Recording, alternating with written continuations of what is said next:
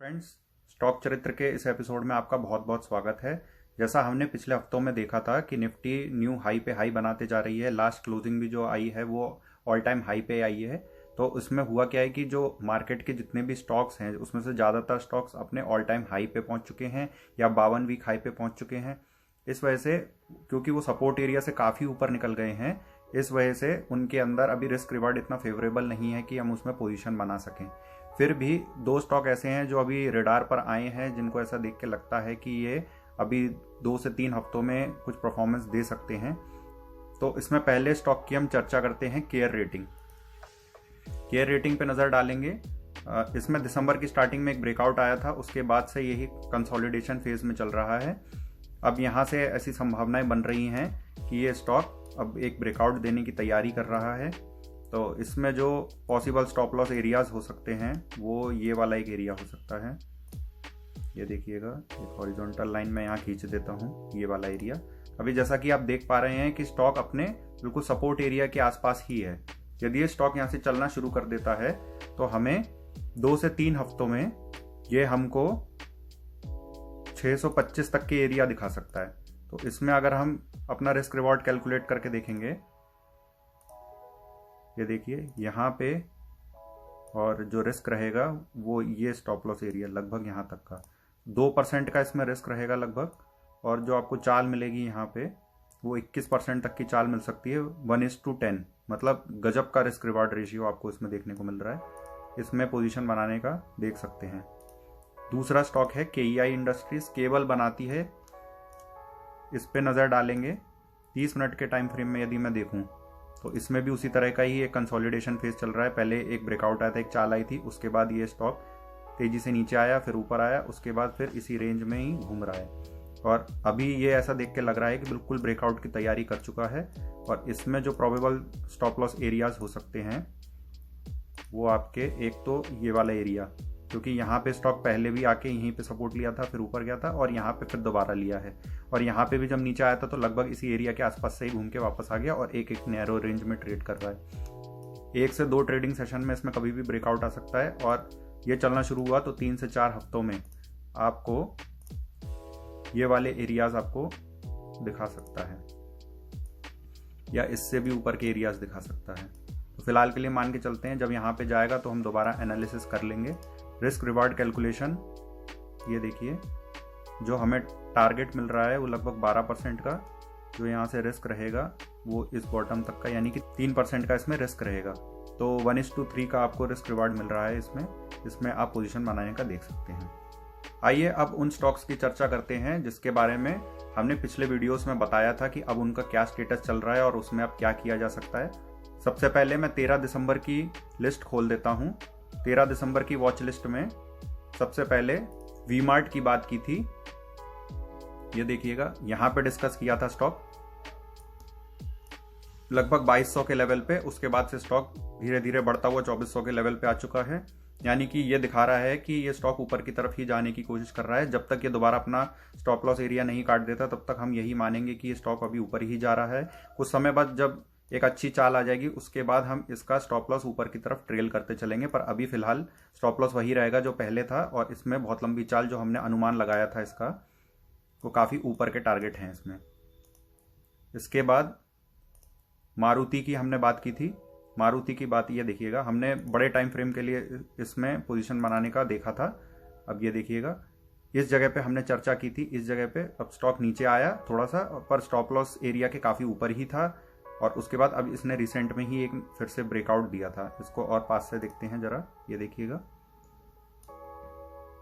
ये देखिए, स्टॉक थोड़ा सा नीचे आया था, फिर उसने ब्रेकआउट दिया। ये भी ऊपर जाने की ही तैयारी कर रहा है। अगला देखते हैं यूनिलीवर। इसकी चर्चा हमने इस पॉइंट पे की थी। तो उसके बाद स्टॉक नीचे जरूर आया था, पर थोड़ा सा यही कंसोलिडेट करके फिर तेजी से ऊपर निकाल के ले गया, हायर हाइस बनाते जा रहा है। अगला स्टॉक देखिए, एस्ट्रल पॉली। एस्ट्रल पॉली में ये देखिएगा, यहाँ पे हमने एनालिसिस किया था इस एरिया के आसपास। यहाँ पे हमने इस दिन बताया था कि ये स्टॉक ऊपर की तरफ जा सकता है, उसके बाद कुछ दिन ये फिर और कंसोलिडेशन में रहा, उसके बाद इसमें तेजी से ब्रेकआउट आया था और ये ऊपर जाके अपने टारगेट के भी ऊपर जा चुका है और यहाँ पे कंसोलिडेशन कर रहा है और यहाँ से और इसके ऊपर जाने की संभावना अभी और ज़्यादा है। अगर ये इस लाइन के नीचे नहीं आता, जो टारगेट वाली लाइन थी, यदि इसके ऊपर ही बना रहता है तो आगे आने वाले टाइम पे अभी 2000 और 2200 के लेवल भी अभी दिखा सकता है। इसके बाद भारत फोर्ज की बात करेंगे। भारत फोर्ज में ये साफ साफ कहा था, जब स्टार्टिंग में हमने एनालिसिस किया था यहाँ पे, तो उसके बाद से स्टॉक ऊपर जाता जा रहा था। फिर जब वीडियो बनाई थी इससे पहले, उस समय बताया था कि इस एरिया में यदि आपको डर लग रहा है कि यहाँ से स्टॉक वापस आ सकता है तो इस जगह का एक stop loss area, trailing area मान के चल सकते हैं और अगर यहाँ से नीचे आता है तो यहाँ पे अपनी पोजीशन हटा सकते हैं। स्टॉक ऐसा ही हुआ, स्टॉक में नीचे आया तेजी से, उसके बाद फिर रिकवर कर गया और यहाँ पे अगर फिर से किसी ने पोजीशन बना ली होती तो यहाँ से देखिए फिर से एक लाइफ टाइम हाई का एक ब्रेकआउट आया है। अगला धानुका एग्रीटेक, इसमें देखते हैं, इसको भी हमने मध्यम अवधि के लिए बताया था। इसमें देखिए इस जगह पे हमने चर्चा की थी, उसके बाद स्टॉक नीचे आया और यहाँ पे स्टॉप लॉस इसने बिल्कुल नहीं काटा। ये देखिए स्टॉप लॉस एरिया से ऊपर ही था और यहाँ से फिर ऊपर गया और यहाँ से एक नया ब्रेकआउट देने की अब तैयारी कर रहा है, तो इस पर भी नज़र बना के रख सकते हैं। इसके बाद JB केमिकल फार्मा, ये देखिए इसको हमने 3 से 4 हफ्ते के लिए उस टाइम पे सजेस्ट किया था और अब देखिए ये ट्रेंड लाइन ब्रेक करके, जिस दिन हमने एनालिसिस किया था उसके बाद ये ब्रेकआउट हुआ था इसके अंदर, उसके बाद स्टॉक ऊपर गया था, उसके बाद फिर थोड़ा इसमें रिट्रेसमेंट आया, उसके बाद अब स्टॉक फिर से ऊपर जाने का प्रयास कर रहा है। इसका स्टॉप लॉस एरिया जो नीचे था, इसने अभी बिल्कुल उस एरिया में आने का प्रयास भी नहीं किया है, तो ये ऊपर ही जा रहा है। उसके बाद और देखिए Jubilant life science. Jubilant life science की चर्चा हमने इस पॉइंट के आसपास की थी, तो यहाँ से भी स्टॉक नीचे गया था, फिर वापस ऊपर आया और यहाँ से अब नए हाई बनाता जा रहा है। तो जो हमने स्टॉक का सोचा था कि ये 1200 के लेवल तक जा सकता है, ये जल्द ही आपको देखने को मिल सकता है। इसके बाद MCX की बात करते हैं। MCX में देखेंगे, हमने यहाँ पे चर्चा की थी, अभी भी उसी रेंज में ही घूम रहा है, पर इसमें कोई दिक्कत वाली बात नहीं है क्योंकि अभी ये स्टॉप लॉस एरिया से काफ़ी ऊपर है और अभी लग रहा है कि इसमें एक ब्रेकआउट आ सकता है। एम्फेसिस की बात करेंगे।